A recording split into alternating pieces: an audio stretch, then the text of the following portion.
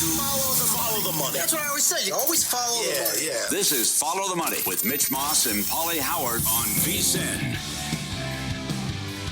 Here we go. Welcome in. It is Follow the Money on VSiN, the Sports Betting Network. Mitch Moss along with Paulie Howard is always live in downtown Vegas from the Circa Resort and Casino. Very busy 3-hour program lined up today. On the show, we have professional sports bettor Brad Powers in 30 minutes on the Texas Tech situation, the news that popped yesterday. Julian Edlow, DraftKings, coming up a little bit later on. A lot to get into with him. He's got a good pulse on the Celtics. They're laying a big number tonight against the 76ers. And Derek Stevens, owner, CEO of this great property, coming up in the final half hour of the program. Okay, so we will dive into tonight's playoff action coming up in about 15 minutes. Let's kind of discuss what took place last night, moving forward with some of these games and the updated series prices as well. You gave out Denver, and you liked it, you bet it, you recommended, look, 16-1 to win the West now, with an angle of possibly coming back to beat Minnesota with all of their injuries. Joker was playing probably his worst series of basketball in his life. And so if you liked it at 16-1, if they won that game, it was only going to go down. I saw like 12-1 today. They got the job done last night. They actually covered the closing number as well. Now, shop around today. The series price is between $1.30 and $1.50. I don't know if that's a big enough adjustment to go to $1.30, because I'll ask you this, Paulie. They're laying 6 now in Game 6 back in Minnesota. If the Wolves don't win that game, are they going to go to Denver and win game? They've done it before, but now they have multiple guys out. No, they didn't play well either. I mean, you certainly, the silly turnovers cannot happen. And that's just like what Detroit did. You can't beat yourself. But they got the offense figured out, at least for the time being. The role players were great. You got that performance out of Jones. I don't know if you can get that again. Yeah. But, you're right. It's already moved, and it's, they're going to have all their hands full against San Antonio. But it's just more of, you're going to hate yourself if this comes in, and it's going to continue to go down. So I do think they win the series, and I think they beat Minnesota Thursday, and then they'll win Game 7. And it appears that they'll get on the right track, figure this out. And I don't know what the status of Gordon's going to be moving forward. That is definitely cause for concern that he's already banged up. But fingers crossed, you get Watson back. Who knows? Right. That's just a weird story where they think he's ready to go. He wants to be 100%, and maybe he's got a foot out the door, and that's it. But, Minnesota was game in the second half, but you can't turn the ball over like that and beat yourself. Yep. And so this angle involving that game last night improved to 13-3 since 2012. Home playoff favorites off of 3 straight up /ATS losses. That was Denver last night. That was also the Houston Rockets in Game 4 against the Lakers. It's 2-0 this year. And I will ask you this too. What did you make overall of Joker and his game last night? He was great. He only took 4 threes too. Yeah. Yeah. I felt like it was a ho-hum reaction to the game that he had. And I mean, watching the game like he was the best player on the court, that's the Joker that we're used to seeing. Well, spoiled. Oh, we totally take it for granted. Yeah. I saw that this is from Denver radio host Nate Kreckman about an hour ago, and he's spot on with this. He said Joker was great last night, but nothing outrageous, right? Asking the question. So he did some digging at StatHead. Playoff games with at least 25 points on 15 or fewer shots, along with at least 10 rebounds and 15 assists. We just think that's going to be Joker. What third-time NBA history. Yeah. That's Beautiful. Beautiful. Chris Paul and Oscar Robertson. That is it. Mm-hmm. And we're just, Joker, fine, whatever. He needs to do that every single game. I think they'll beat the Spurs if the supporting cast plays like that. Finally, you get Cam Johnson to shoot well, and what Jones did. But the comeback is that might be only a one and done. But it's happened 13 times in 79 years to come down, rally 3-1. But these guys have done it twice, and they did it in the same playoffs. Right. So they would be the third team to do it. And then on the other hand, you've only had 6-8s to beat a 1 seed. And it's, Orlando's only 240 to win the series after Detroit's abomination again last night. So we got a lot going on. And then you got between the Flyers situation, there's a lot of comeback opportunities here. Well, you gave out 2 futures yesterday. Yeah. One of which was Denver 16-1 to win the West. Other one was Magic 35-1 to win the East. I told you on that one, you said down to 240 to win the series and 20-1 to win the East. Do you think right now 20-1 to win the East would still be worth a bet for those people who missed? Because it appears as if they're going to win this series. Detroit has been an absolute disaster here. Yeah. And that I think, tip of the cap. Orlando's a major reason why. Yeah. I think 9.5 is crazy tomorrow. Okay. But you got to see Wagner's status, though, as well. But then again, I don't next really, question. I really don't care because he didn't play in the fourth quarter and Banchero was awful. And they still won the game.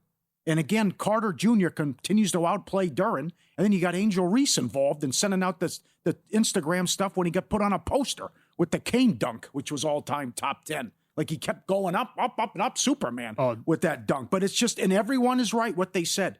You every time you have this opportunity, you got to improve your team. And they didn't do it at the deadline. Mm-hmm. You needed shooting, you needed depth, you needed another score. And they stood pat and said, no, we're good. And they also came in cocky. As it were, the East runs through us, what they said after the regular season. And now you're down 3-1, and that's only happened 6 times. Yeah, but in an Eastern Conference here, that was the whole thing. It's been going on since last year in the playoffs. When Tatum got hurt and Halliburton got hurt, you knew that the East was going to be wide open. And here you go. They're capitalizing on it in the regular season, putting together this magical run. It reminds us of the 2004 team and the Bad Boys back in the 80s, how they're physical. They push teams around. And they had a chance to go out there to make it work with the salary cap, guys. They never did anything. It's like, what are you doing? You can have this conference this year. Uh-huh. Now, I did not want to draw a line through them when the playoffs started, and dead wrong the way it appears. And 88 points. Oh, in today's disgusting. NBA. Yeah. And right. But who had the magic turning? If you go back to when they got beat by the 76ers in the first play-in game, who had this? On the heels of the Boston abomination. Right. Yes. You're playing for home court against backups lane 14. You lost the game. Banchero goes 4 of 18. They still win. Wagner doesn't play the fourth quarter. They still win. I wonder they totally believe they're the better team. They know they're better. They're talking trash, and they're going to win in 6. And I wouldn't be surprised if they beat them tomorrow. Yeah. That's how bad Detroit's been. Because this is not going to change that Duran's going to outplay Carter Jr. Just not going to happen. I wonder if there's anybody out there who follows the day-to-day drama of the NBA. And we were joking around a little bit yesterday about the whole Klay Thompson and Megan Thee Stallion thing. But as soon as we talked about this series yesterday, I was getting blown up, the phone, the DMs. Uh-huh. And people are asking me, are you aware of the Angel Reese / Wendell Carter and Jalen Duren situation? I'm like, I got to be honest, I'm not. I don't follow it, don't really care. And so she used to date Duren, now dates Carter. And I imagine he broke it off. That's why she's upset. Because every time they win, she's on social media and she blasts them with the cane dunk last night. All-time poster job, and she's all over social media like that with a huge following. Yes. Like it's easy to sit here and put this together now and say, I wonder if anybody's just been betting Duren under props the entire time based on his head's not going to be on straight. Because the guy went from an all-NBA player in the regular season to you can't even have him on the court. Absolutely. You're right. It's got to be the gal's messing with him. Messed up his head. I mean, come on. You go from 23-9 and you're shooting 60% in the second half, and now you're averaging 9 and 6. Yep. It's got to be upstairs. But you said yesterday, if your second best player is Tobias Harris, good luck. Yeah, you don't really have a chance to do anything. No. So just to put this in perspective, I'm not even going to count 2 of them.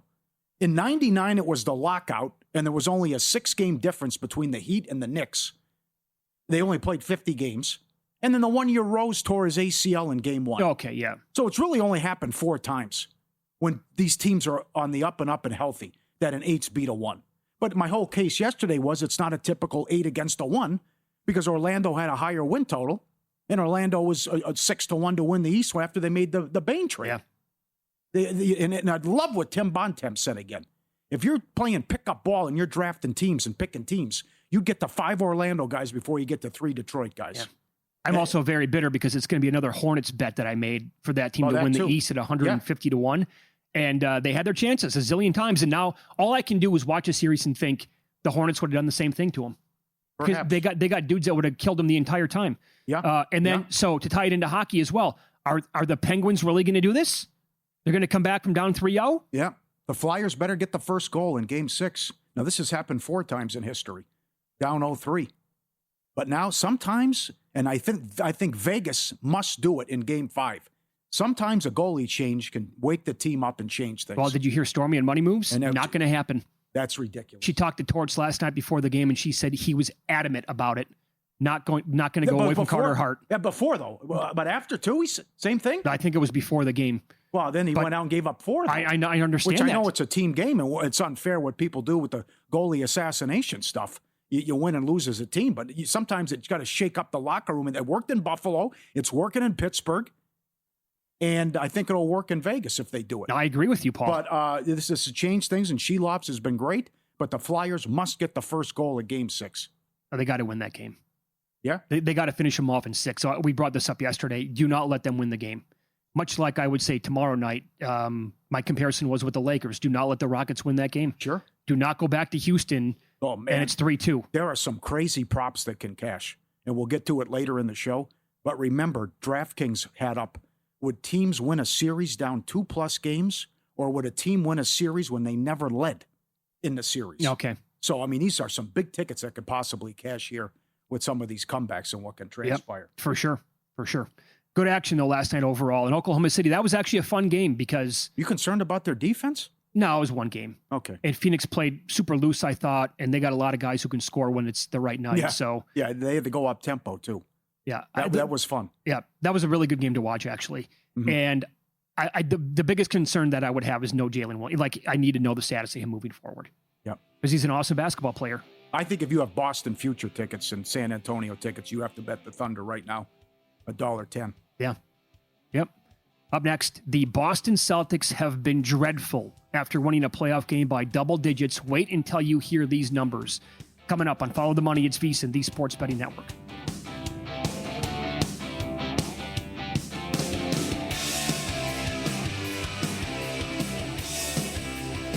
Let me get your attention real quick, podcast listeners. I've got something for you that almost feels too good to be true. First, credit where credit's due. If you're listening to this podcast, you're already leveling up your betting game. You're riding along with our best bets and top angles. And when there's a good game on, you're getting involved with a few props and alt markets as well. There's one more layer if you really want to step things up, and that's VSiN Pro. I've mentioned it before, but things are only getting better for our pro subscribers. We just rolled out our MLB prop projections, breaking down some of the best edges across strikeouts, hits, home runs, and more. And that's on top of everything else pro subscribers already get, including public betting splits, expert picks, and betting guides across the sports calendar. If you haven't tried it yet, stop sleeping on it. You can get your first month just $9.99 or save big with promo code POD26 on the annual subscription. Hit the link in the description and start cashing in with VSiN Pro. All right, back to the show.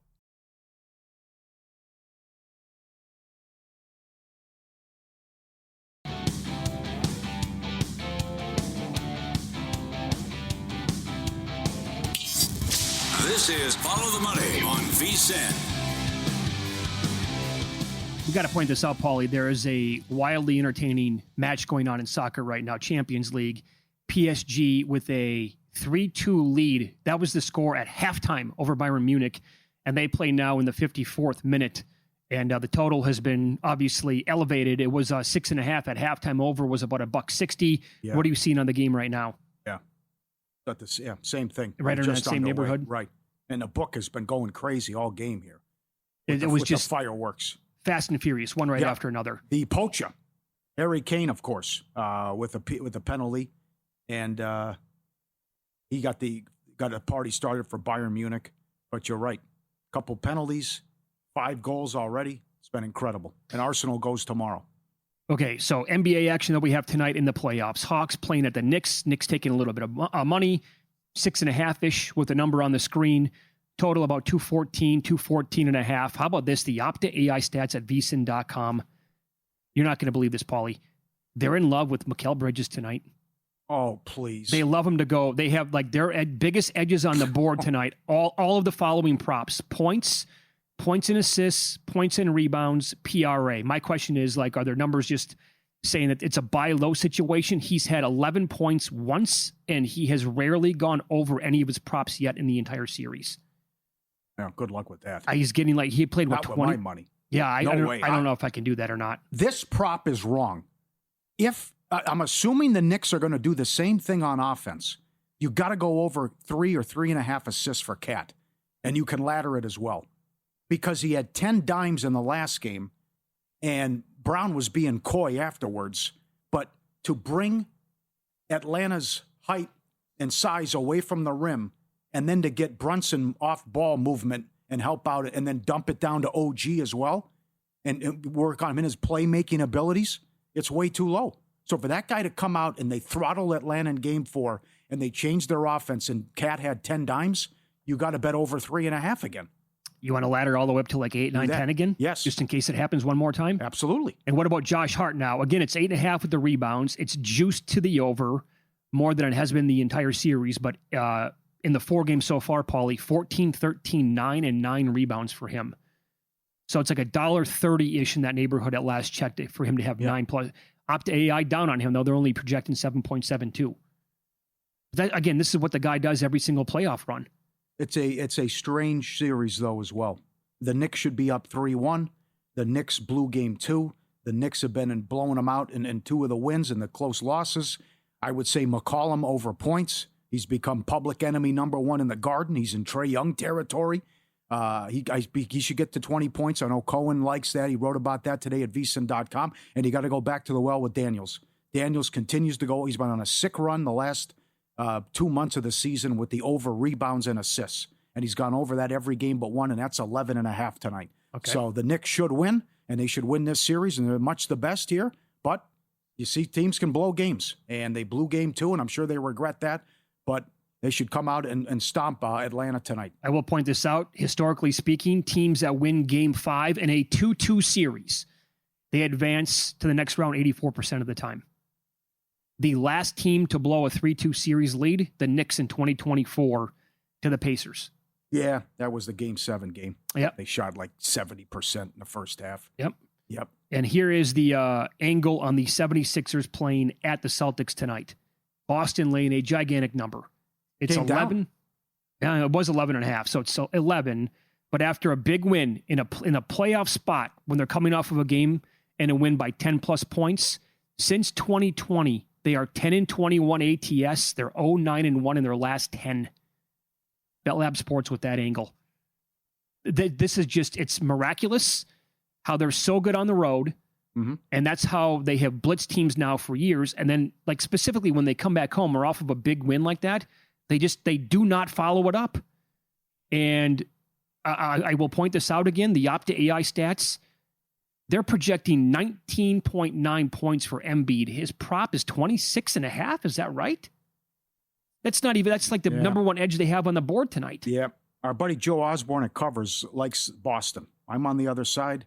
I don't trust them, but they've been good the last 2 years in this spot, blowing teams out within the clinching scenario. You might say, well, Embiid will be better. And, he was out there and rusty in the last game. But they got killed on the boards in that game. You get Embiid back and you're minus 21 on the boards. Certainly Pritchard won't shoot like that again. Mm-hmm. I'm surprised Vucevic is getting more run than your guy Keita. I think that's where Missoula's making a mistake. I would play more Keita. But in any event, 56% of their shots from the series are from 3. Second most in 47 years in the playoffs. And they're outscoring Philly by almost 22 a game behind the line. So they didn't go in game 2. They lost. They went in game 1 and game 4, blowouts. Game 3 was tight, though. But I still think Philly can hang and make this respectable. I think Boston will win, but I think that's a big ask, though, to win by 12. Yeah, and by the way, this is not, to me anyway, I don't feel like this is chasing stats from Peyton Pritchard because he was the man in the previous game, and he went ballistic with 32 points. So his points prop tonight is between 13.5 and 14.5. But here's the angle in the bet that I made earlier today. His 3-point prop is 2.5. So I was expecting 3.5, especially after that game. It's not 2.5. Then I was definitely expecting heavy juice. Plus 110 for him to make 3 threes. He can do that in his sleep. And so for the made threes in this series, did not start off so hot for him. 2 and 0 in the first 2 games, but then in the last 2, 5 and 6. But even maybe more importantly, the attempts have been there almost every game but one. 9, 4, 10, and a dozen attempts so far in the 4 games for Peyton Pritchard. You give me 9, 10 attempts tonight from him. Yep. I'm very confident that 2.5 over at plus money is a good bet. Another goal. The soccer game's crazy. He cashed most threes in the last game. He's 5-1 at Caesars. The most threes in the series is wide open. Maxi's got the lead, but this is crazy how that could wind up as well if you bet that before the series. But I'm with you. I don't mind 5-1. And again, I would take Derek White under as he continues to struggle. If they're going to win the title and make a deep run, they have to get him going. So I know Hauser will chip in and Pritchard will chip in, but Derek White is way off with his shot. Agreed. There's something wrong. And he takes a lot of them, too. They got to get him right, and they got to get him straightened out. Also, I don't mind Paul George going for 15. I don't either. What, at 13 of the last 15 he Yep. scored this, I think Cohen wrote about? And all 4 in the series. So got that? Yes. That's another one good, too, to look at with the props. I'm right there with you. What do you want to do with the Ducks and the Oilers tonight in the NHL? I agree with Jonathan Davis in his write-up today at VSiN.com. Edmonton has done nothing to show that they should be $1.70 favorite tonight. Yeah, well, and this is another one that money came down here. Money came down on Anaheim. I don't care that, all the talent they have, but McDavid with the ankle, Draisaitl dealing with the injuries. They've done it before. They were down 2-0 to the Kings last year. They were down 3-2 to Vancouver the year before, and they were down 3-0 to Florida before forcing a Game 7 and losing. But what an unmitigated disaster if you go from back-to-back Stanley Cups and then get bounced in the first round against a team that came in losers of 8 of their last 9. Yeah, by not a great hockey team here. Yeah, right. So they can't be this price. I like the Ducks. I think the Ducks win. Stay out of the box. Enough of this. But the officials are doing a terrible job. They're calling way too many penalties. But in any event, Anaheim is 6 of 12 on the power play in this series. That's a killer. Mm-hmm. And then you get up to the 2-0 lead in the last game, and you blow it. And Anaheim has 2 power play goals. So the first period's gone over in every game. And both teams to score 3 goals has cashed in every single game. So here it's $1.70 at Circa, higher juice maybe at other spots. And a good note from Jonathan Davis. If a playoff game is 1-0 at the end of the first period, the second period is 11-1 to the over. If you play that in play. Well, so period by period here, you mentioned that. By the way, it's still minus 170 to go over 1.5 tonight. That was the same number as the previous game, and it's gone over every single time. You said, though, it's bad math. The total 7.5. But right. So, I don't like the 7 tonight because the McDavid thing scares me off it a little bit if he's not going to be out there skating around. But on that note, like the second period as well, and you can bet this before the game, second period has been flying over in the series. I don't really get involved in the second period betting, but... Yeah, would you rather do it before or in play? Well, what does the number go to if it's 2-1 into the first? Yeah. I'd rather jump in if it's 1-0 after 1. Well, so would that be the ultimate 1 angle? Yes. Yeah, that'd be the ultimate situation right there. Yeah. I kind of like the first period over anyway. I like the first period over more than the game. Yeah, absolutely. Yeah, with the McDavid news. I mean, the defense has been atrocious, and then you think you get the shot in the arm going back to Yari, and that they blow the lead too. But again, you score 4 goals in a home playoff game, you got to win. In game 1, they blew they had to come back and win. Anaheim could have got the broom out on them. Yeah. Anything else in the other 2 games? Do the Sabres finish off the Bruins tonight? This one's tough. I would think you get a big effort out of Boston after Swayman lit them up and they were embarrassed at home and run out. And like Buffalo said, it was the best period we've played all year. It's a huge number tonight, in my opinion. I hope they get it done. I'd love to see it. If they could make the Stanley Cup. Buffalo hasn't won a series since 2007. Think about that. But it's hard because you're coming off one of the best games you've ever played and best periods ever. Yeah. And you can't. Boston has to respond and show pride. Doesn't matter the sport. You typically don't want to chase that in the next game. Professional sports bettor Brad Powers on the program coming up next. We will discuss the situation with Texas Tech quarterback Brendan Sorsby, who decided to get professional help for a gambling addiction. Could the NCAA rule him ineligible?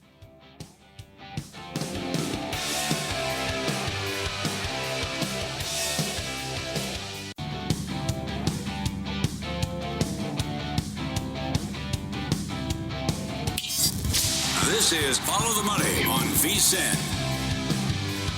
As we kicked around yesterday, who knows? This story, it might be nothing, but it also could be very significant, and that is Texas Tech quarterback Brendan Sorsby. The news came out yesterday, decided to get professional help for a gambling addiction, and to discuss it in depth more here on Follow the Money, we go out to the Progressive guest line as a longtime friend of the network and show and professional sports bettor Brad Powers joins the program. Good to see you again today. Brad, how are you today? Doing well. Definitely doing well than the friends in Lubbock there. Yeah, but you must hate the timing because as I pointed out in the show, I was like, how about the timing of this? I just read Brad's analysis and breakdown on a couple of Heisman bets last week at covers.com, and one of them was Sorsby at 20-1. And then this news popped. You must have been thrilled yesterday. It wasn't because I mean, not that I think Sorsby's going to win the Heisman, but they wanted a value bet. And I broke it down, in the past 15 years, typically the Heisman winner is a quarterback. Typically it's kind of a long shot, 20-1 or greater in the preseason has been a majority of the Heisman winners. And then finally it has to be on a team that's capable of winning 10 or 11 games during the regular season. And I thought Sorsby checked all them boxes and then some. And so I liked him quite a bit. I bet it. And now, I mean, that's a loser because I know he might play. He's not playing. He's not playing college football again, as far as I'm concerned. So, I mean, they can't let the kid. I mean, I don't even care if they were $2 parlay bets. They're just not. They're going to make an example out of the kid, and he's not going to play. Well, that's how strong you are on it, huh? Okay, all right. I saw Pat Forty saying, "Hey, it was at Indiana 4 years ago. He's getting help. They'll do the right thing." You're not buying that at all. You're going to be no, not at all. He bet on college football. I mean, you can't bet on college football and still have eligibility. But you got good news on Hammond. So to walk us through the drop-off, and now that looks like Hammond could be back for the Week 1 game, though. Yeah, I mean, originally Hammond wasn't supposed to be ready until mid-September, maybe even late September, which could impact a key game against Houston. Houston might be the second-best team in the Big 12, and they're certainly in the mix there with BYU and Utah. So originally, walking through my offseason as far as Texas Tech's power rating, I downgraded them. Obviously, last year was an historic season. They had an historic defensive line. We just saw that in the draft. Bailey going among the very top picks. So I downgraded them 3 points just because I thought there'd be some regression. And then with the Sorsby news, I downgraded them another 3.5 points. So about a full touchdown downgrade since last year's team. And I'm here to tell you, I still have Texas Tech favored in every single game per my power ratings by double digits. So that's how easy of a schedule Texas Tech has. They play absolutely nobody in the non-conference. They don't play BYU. They don't play Utah. They're still, in my opinion, an overwhelming favorite to win the Big 12, even with the backup quarterback. And I still think if Hammond provided, if he's healthy, I still think they can get better quarterback play than what they had a year ago when they dominated the Big 12. So I think that's still a good bet. If you can get even money or even plus money now, Texas Tech to win the Big 12, that's a great bet. Holy smokes. That's absolutely. So are we talking about then simply one of the worst schedules that you've ever seen? Is that how weak we're talking here? Yeah, among the Power Four, certainly among the very weakest. Because, I mean, there's not a single top 20 team, caliber team, maybe BYU. I mean, if they continue to have records like they've had the last couple of years, but really BYU in a power rating is not going to be in the top 15. So, yeah, I mean, it's, and that's BYU if they play them in the Big 12 championship game. So, again, no BYU, no Utah. So, not a single team right now on paper in the top 30 in my power ratings. That's how easy it is. So what other bets then could be made right now based on everything that you just said? Like you said, even money or maybe plus money to win the Big 12. What are numbers to actually make the playoff and beyond that? Yeah, so, I've had my strongest position of this offseason is Texas Tech to win the Big 12. Sorsby was my biggest Heisman bet. So when that news broke, I wanted to leverage a little bit. So I bet some under 11.5. I even liked, even though I was really strong on Texas Tech as it was, I thought 11.5. That's an auto bet for me under. Cause I mean, everything has to go perfectly for you to cash that bet. Here's what happens with Sorsby, just a couple weeks after I'd already bet under 11.5, put a little bit more on that, but Big 12, people are asking me, well, who do we bet? I don't really like anybody in the Big 12 to unseat Texas Tech. So I didn't want to spread my money around in that. So right now, just 24 hours after the news broke, I'm kind of standing pat. Still, my biggest conference future position is Texas Tech to win the Big 12. And if you can find over 10.5, I don't see two losses. I think that's an okay bet. All right. That's $1.80. And we meant that DraftKings has 9. It's a little pricey, but when you it's a good, lesson. I would say a half win's worth about 75 cents in college football, but there's a big exception at the top and the bottom of those spectrums where you're talking about 2.5, 3.5 win totals, or at the top 10.5, 11.5 win totals. Those extra half wins mean so much more. So I think over 10.5 is okay bet to make right now. Okay, so then, look, we all know how it went last year for this team when they made the playoff. And like you said, you downgraded last year because they were so good and you expect some regression. It did not go well against Oregon. What did you think the ceiling was for Texas Tech before Sorsby compared to what it would be without him then? So that's the question, and I'm glad you asked it. That's the major downgrade for me. I thought this team would be capable of winning multiple playoff games this year because of what Sorsby could give them from an athletic standpoint at quarterback that they didn't have last year. So I thought they, you could, say bona fide national title contender, not a playoff, just a playoff team, but a national title contender. I no longer think that's the case. Yeah, I think they're going to make the playoffs and they're going to win the Big 12, but I don't see this team winning 3 or 4 playoff games, let alone 1 at this point. So what happened, as far as I'm concerned, we went from maybe 8 teams, in my opinion, winning it all, at least in the preseason, legit national title contender. Now we're down to 7. Those teams being, Ohio State, Oregon, Indiana, Notre Dame, Georgia, Texas. Those would be the teams, and Miami, Florida would be the 7th. Very good. Awesome information here. It's Follow the Money on VSiN, the Sports Betting Network. Our guest, professional sports bettor Brad Powers. He's on X at Brad Powers 7. Great follow there. BradPowersports.com. Also, before, I think it was like last football season, you made the move from Las Vegas back to Ohio. And then we talked about you coming on yesterday, and there were some concerned viewers and listeners in the state. They said, hey, we know Brad moved back to Ohio. Can you ask him what's going on here, maybe with online betting? So there are some drastic changes on the horizon for online and phone betting in Ohio. What could change overall, it looks like, but all of that, limits on bets and more. What do you know as of right now, and how could this impact you personally?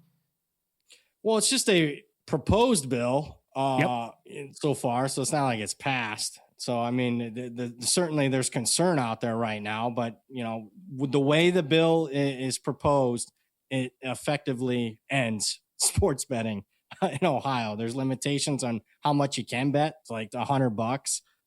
That's no good. Obviously, player props are already for college, already out the window. You couldn't even bet on college sports, period. I mean, what a way to get reelected. Hey, you can't bet on Ohio State football anymore. I mean, it's just, that and then some. I mean, obviously really going to restrict any form of bets online. So it'll effectively end sports betting. I doubt it gets passed at this point if I'm reading the tea leaves, but so far it's proposed. So let's just say it's the worst case scenario, it gets passed. I can't live in Ohio and, do this job. So I would have to move. You'd have to move. Is that something that you've actually thought, like, where would I move to? Like, what states are available? Where do I go? Or you don't even want your brain to go there yet? Well, I'm only 10 miles from Indiana as it is. So I kind of anticipated there might be some shenanigans. So for the time being, I would just, make that 10-mile drive as much as I'd have to, especially during football. I'm not actively betting during the offseason. I'm just a football guy. So that helps me a little bit, but probably Indiana, Kentucky, somewhere around there. Okay, very good. Well, let's obviously keep our fingers crossed and that doesn't happen. Did you bet the draft, though, at all? Did you like or hate anything, what happened last Thursday? It was the least amount I draft, liquidity in 15 years. Thankfully, I made 2 bets, went 2-0, but I was so limited that I didn't even bother. Okay. I think I tried to bet something. It was a -500. I'll tell you what it was. It was over offensive players in the first round. I think it was 15.5. It was juiced at like -500. I just simply wanted to bet 2,500 to win $500. They came back with a proposal, 250 to win 50. And I said that this isn't worth my time. You said you're tapping out at that point, man. What Yeah. Are you high on Ty Simpson?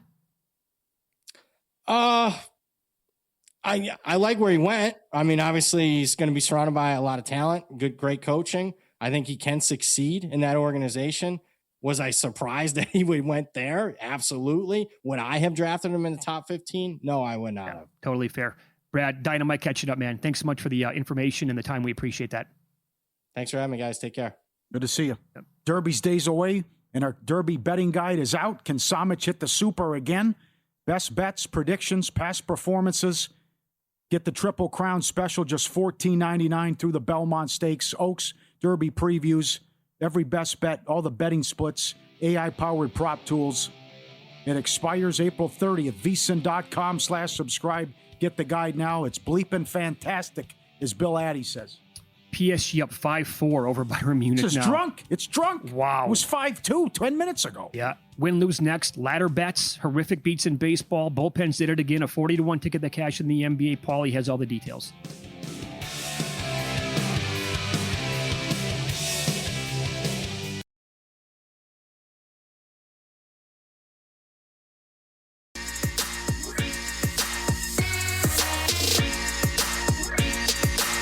Win Some, Lose Some is sponsored by the Sharp Plays. Were you a winner last night? Wow, winning. Or was it a rough one? Well, they can't all be winners, can they? Loser! You're a loser! Paulie Howard recaps the night in sports betting in Win Some, Lose Some. Congratulations or condolences. Cooper Flagg, Rookie of the Year, 11-1 with 2 weeks left in the season. 36 voters switched up and changed their mind after the Bontemps straw poll after Flagg scored 45 and 51 points the next two games and then kind of petered out the rest of the season. It was 80-20 Knippel, first place votes with 2 weeks left. It was 56-44 when it was all said and done. Flagg wins. What do you think? Prisoner of the moment. Shame on the voters. It's a long season. Why did 36 people flip their votes based on 2 games? And a guy, he missed a lot of time too. And I think that the Hornets making the play-in also matters a little bit and would break the tie. Because you're playing meaningless games and you're tanking as well as an organization. Yeah. Yep. Magic money line plus 180. Bane most threes plus 450. Carter most rebounds plus 475. He did it again. Well, I tip my cap to you, Paulie, because you understand what you're watching here in the series. And you have been all over Orlando basically since game 1. Well, yes. Game 1, that's when you knew something was wrong. They set the tone, I think. That is a horrific spot for Orlando. You are coming off the play-in win Friday night. You have to play an early game Sunday. The 1 seed is well rested, ready to go, and they never led. That was sound the alarms time. Yeah. Nuggets T-Wolves, most threes, Jones 40-1. Most points, Joker and Randall dead heat. Randall was 8-1, so you cut the bike in half. Joker triple-double, $1.10. Thunder Suns, Nick Whalen does it again. The Costanza Chucker. Mitchell, 3 made threes plus 430, 11-1. He's not shy. He'll let it rip. Starting in games like that. Yeah, that was What a a good fun one. game. Everyone ate in that Oh, I one. love that game. That was Although Green, take 1 of 10 from 3. Take it easy. it was highly What are you entertaining. doing? Marlins first 5 plus 260 got there. Subscribe, be part of the team, vsin.com. Our radio and podcast friends, you always want to see these tweets and videos at Paulie Does Vegas on Instagram. Send them in, we'll put you on. Was this, what's his name, Rick? Well, I forget the guy's name. He's watched for a long time. Rich, yeah. Yes. He's got the Circus Survivor Change Bucket Fund ready to go. Look at that, marked. Every time I come back with some change, it goes in the bucket, and I'll be in Survivor, rest assured, before we kick off. Do whatever you got to do. Good job. That is excellent. And several people sent this in only in Florida, baby. It's real and it's spectacular. Let's go out to the pool where the real life gator is on top of the toy inflatable gator. You can't make it up. Imagine you walk out and you see that. That's crazy. It's like Look his at best that. friend. I know. The real gator on the inflatable gator in Florida in a backyard pool. Where you been, buddy? I missed you this whole I time. got it figured out. That's awesome. That is great. Couple lose some. This is actually a win some. This is my bad. But look at this at the shelter where the dog is scared. Perhaps AI. I hope not. In any event, great where the St. Bernard is comforting the dog who was in the shelter and he's shivering and alone and abandoned and scared. Look at the guy, huh? That's strong. That's friendship, baby. I That got is. you. You'll be okay. Give him a Oh, little buddy. hug. That is awesome. I hope that's not AI. That's so good. And several people have sent that to me. This would be a lose some. This is like humans. Get that poison out of here. Vegetables. What do we got? Broccoli here. Green food. Cucumber. Puts that down right in the, Right in the good. garbage? Right in the trash. That might have been a kiwi. Was that what it was? It may have been. I saw it happened so Got quickly. that. Something else? That's Okay. a cucumber right there. Okay, right. Wait, no, is he going to eat that thing? No, put it in the garbage. Is he? He's giving it a Spit it good out. run for its money here. Let's see what happens. Oh, he put that one down. Okay. That's See an what he does? asparagus. You right? Oh, Right in the directly, garbage. directly into the. Right in the garbage. 2 for 3. Spits it right out. How good is this? It's like the Rottweiler where they put the broccoli in front of him. He shakes his head. No, get that out of here. It's like humans. Excellent. Oh, the vicious beats. Send that to me, guys. I'll put that up. That's excellent. The vicious beats. Knippel, Rookie of the Year, 20-1. He was minus 2,500 at Caesars the day where the straw poll came out with 2 weeks left. You prisoners of the moment. That's absolutely infuriating. Yet again with NBA award voters. Dodgers first 5. 2 outs in the 5th. Yamamoto gives up a home run. But Marlins plus 260 to win the game was a bad beat. The Dodgers walked them off in the bottom of the 9th. They got a 3 spot. Pirates 2-0. They blew it in the 9th. They lose to the Cardinals. And Flyers, Penguins over 5.5. 3-2 in the second period. Nothing. Bupkis the rest of the way. You know what's so funny about that Pirates game? It was a bullpen day, and they used like 10 guys. That might be a bit much, but everybody was spectacular. In fact, they had like 2 hits allowed deep into the game. Then they brought in their closer to finish it off. Yeah. Absolutely rocked. Yeah. I hate relievers. I hate them. Hate closers. Come on, guys. Just ruined it. Ruined it for the team. Sports calendar never stops. Sharp Plays covers it all. They've been winning for 15 straight years. Great to have them on board. And Jeff and the crew been with Follow the Money since day one. And I love the Mr. Poison tweets and updates every day. Respected, watched, and feared. Documented. Logs posted publicly. SharpPlays.com. Pulling in selections and intel from over 500 pro bettors and sources worldwide across all sports. They send it right to the subscribers in real time. Start winning at SharpPlays.com. Oh, this is a total game changer for us here at VSiN. Great news today. We just got the alert at right before noon Pacific time. For those of you who watch the show on a daily basis, maybe hopefully into the evenings as well, when games are going on, when you watch it on YouTube TV, now we're part of the whole multi-view options that you can have right there. So you know how you probably know if you watch on YouTube TV, you know what I'm talking about. For those who don't, you're thinking about getting it. The multi-view options on YouTube TV are absolutely amazing. Total game changer, has been for years. And so when you go to like build your own, I don't know why I'm mimicking like having a remote in my hand, but I am right now. It's like the George Carlin bit, yeah, where the guy gives you the phone, the phone call. So you build your own multi-view, and then VSiN pops up. You can actually have that on and listen to us, watch us while games are going on at the same time. And you might get a good tip as games are happening. So right now, if you had the PSG Bayern Munich game on and you were watching our show, we were talking about it. I would love to hear from you, by the way, on X or somewhere, at VSiN Live at Mitch Moss Radio, Paulie Howard. This was 6.5 when we talked about it. It's now 5-4. The total was 6.5. Imagine what Munich was in play, or draw was 5-2. The other thing is that you can't, like, there's so many announcers you have to mute. Reggie Miller, and the list goes on and on, too. So during the game's overall. Absolutely, yeah. Yeah. Yeah, I can't do Reggie Miller at all. Is he number one on your whole list? Because I saw this when... Gus Johnson? Well, I think Gus has dialed it back over the years, actually. No, you don't agree with that? He goes to 11. Here is, this is not me talking, the reaction when, now that NBC and Peacock, they have the NBA, the reaction that I saw from Knicks fans when he was on like every game, they're just like, I can't do this. I can't believe that he's on every Knicks game, and why do they do that to us on purpose? And I can't stand listening to the guy anyway. Yeah. So... And I get it. There's that lifelong hatred for the guy anyway because of that rivalry and what he did to the team over and over again. So that does kind of stink. Yep. But I know people who think that there's a broadcaster way worse than him. An analyst? Yes. Or people loathe Chris Webber. I thought he's off, though. Well, he was doing some games, I think, during March Madness. Okay. Yeah, because that popped up again to me, and people were so mad that he was on games. I'm like, I think we take this a little too seriously, to be honest. Well, people get fired up. I know. That they do for sure. But, if you want to mute them, go ahead. So what do you make of betting NBA awards moving forward, Paulie? Well, I just think that's where you have to lock in a profit, though. Like if you had Knipple tickets, just take the 11-1 with fly. Now, you're not going to think that the guy's going to go out and score 51 and 45, but you're also not going to think that would move the needle and change things that much. Right. And that awards voters would do that. But the question we asked, and we didn't know at the time, when it was 80-20 Knipple, how many voters are on the fence or flippable, if you will? And it turned out a lot of them. Well, and how many of the 100 people who participated in the straw poll were actually voters?